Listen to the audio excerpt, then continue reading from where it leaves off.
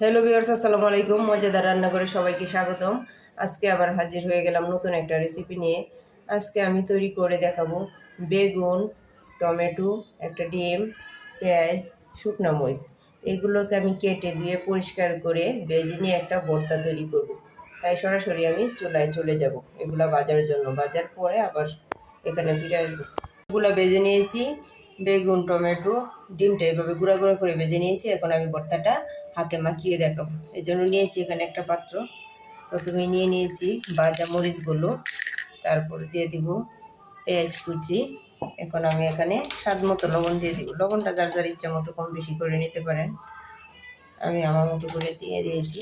এখন আমি মরিচগুলো ভালো করে হাত দিয়ে চটকিয়ে নিব। আপনারা ইচ্ছা করলে পাটা শিলো বেটে নিতে পারেন, কিন্তু আমি হাত দিয়েই ভর্তাটা মাখিয়ে নিতে বেশি ভালো লাগে। আমি পাটা শিলে ভর্তা করি না। মরিচগুলো ভালো করে মিশিয়ে নিব পেঁয়াজের সাথে। তো মেশানো হয়ে গেছে। এখন আমি একে একে সবগুলো দিয়ে দেব। বেগুন, টমেটো, আগে বেগুন আর টমেটোগুলো মিশিয়ে নিব। টমেটো বেগুন মিশানো হয়ে গেছে।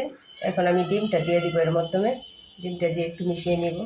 আপনারা ডিমটা দিতেও পারেন, না দিলেও চলবে, কিন্তু আমি ডিমটা দিয়েছি।